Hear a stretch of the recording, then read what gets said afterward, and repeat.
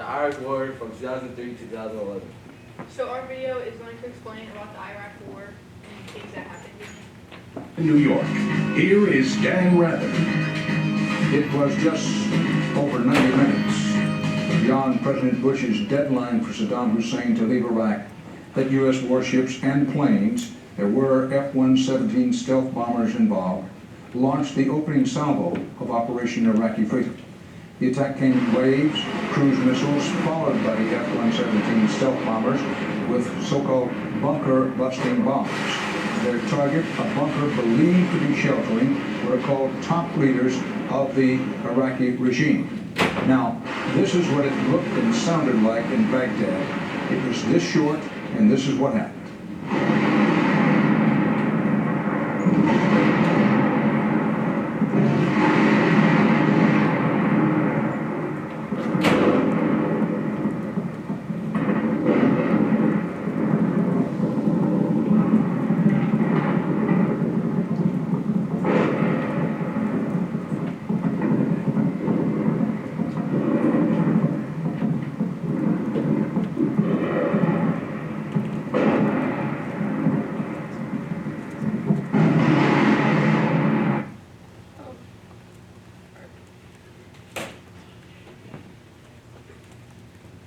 Some basic information is the Iraq War was fought between Iraq and other countries led by the United States and the United Kingdom. The reason that we started to get involved because we felt threatened by the actions of the Iraq leader, that we were worried that he was developing weapons of mass destruction. So the historical context that we had, so for feelings, for the United States, we were threatened by Saddam that he was creating nuclear bombs and stuff. And the Iraqis were confident. Attitudes, determination, and frustration. Moods, patriotic and fear. And emotions, anxiety, and depression. So some of the causes were Iraq was thought to be making weapons of mass destruction. The U.S. got involved in the war, and terrorist organizations were starting to form around the beginning of this war. So the U.S. just wanted to make sure nothing happened again like 9/11. So we wanted to control that.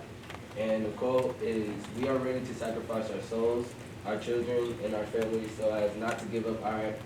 We say this so no one will think that America is capable of breaking the will of the Iraqis and its weapons, with its weapons, Saddam Hussein." Another cause is from the Persian War. Troops were still left over in Iraq, and Saddam was posing a threat towards us, so we had to get involved. The cause that got us involved into the Iraq War was that when President Bush thought that we were being threatened by Iraq's weapons, so in March 19, 2003, he announced that they will start deploying troops to Iraq. Saddam is now taking his right alongside Hitler and other famous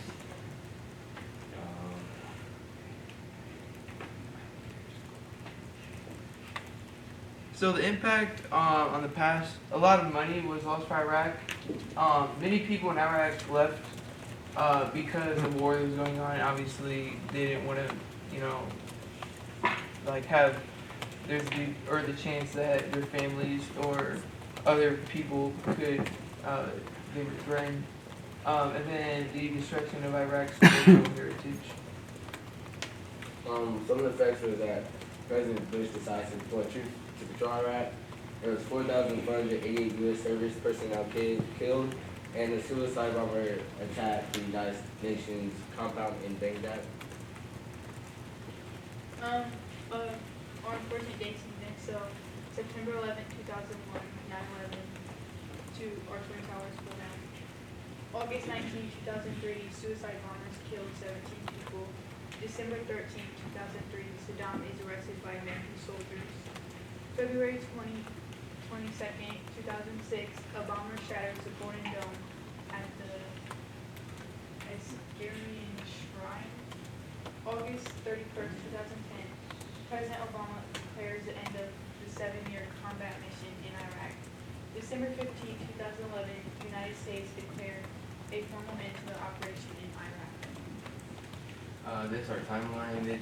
It's the events and dates in order. Not all of them are dated on here.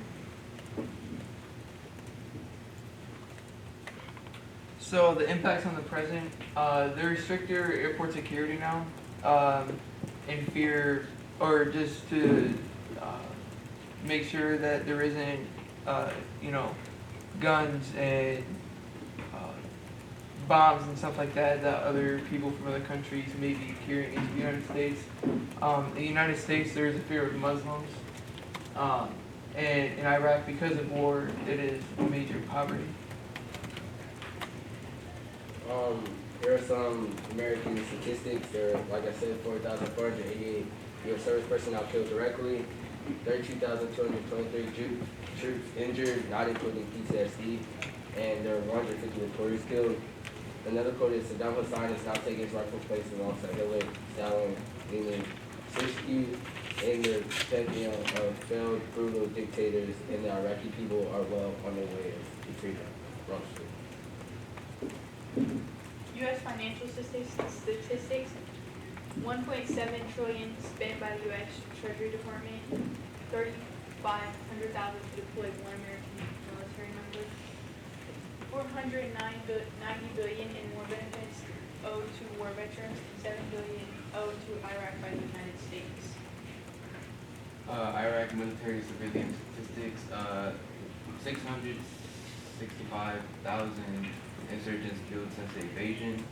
2.8 million people had fled from Iraq. 134,000 people died. And this chart right here shows the civilians from March 2003 to July 2010. So then some Iraq financial statistics. $4 billion owed to the U.S. by Iraq.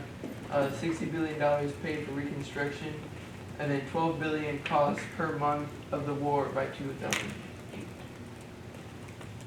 There are some oil statistics. There was 1.6 million gallons used by the United States during the war. 40% increase in Iraqi oil production. At the beginning of the war, there was $5 billion revenue from Iraqi oil in 2003, and then at the end of the war, there was $85 billion revenue from Iraqi oil in 2001. Political leaders, so George W. Bush was our 43rd U.S. president, and Barack Obama was our 44th president.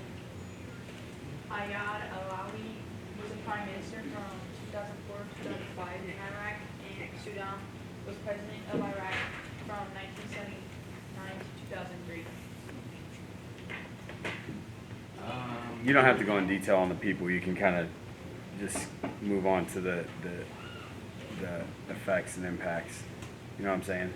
So if you don't want to do the political leaders or war leaders, just put them up there, and then we'll kind of go through it. I've already emailed your teachers that you're going to be late. Okay? President Bush announced that on television, on televised address, that You'll see the him. American and coalition forces See Mr. in Powell. the early stages of disarming Iraq. The criminal little Bush has committed a crime against humanity. All right, so war leaders, Tommy Franks, the General Commander for United States Army. He said don't do it. He just said don't do it. That's okay. Go. You're all right. Go ahead. Just don't talk about all of them. Lloyd Austin, General for United States Army.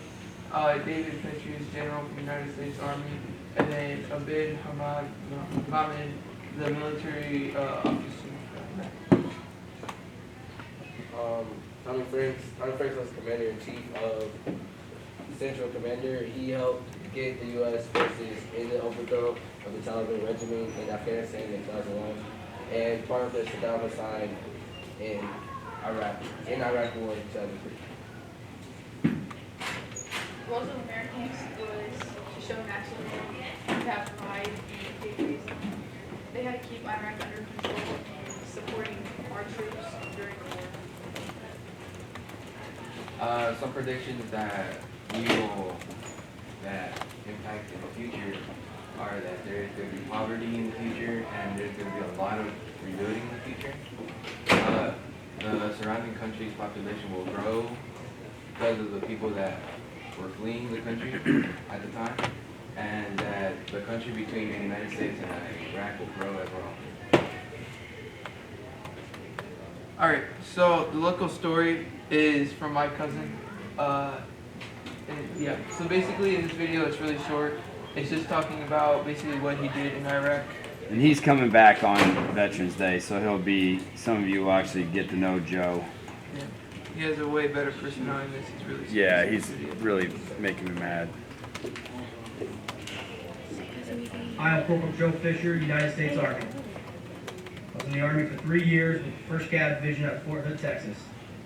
I deployed to Iraq in 2011 for 1 year. I was a 19 Delta Cavalry Scout. While deployed to Iraq, our main mission was to guard the main supply route at all costs, taking out any enemies who posed a threat to our friendly forces heading to northern Kuwait.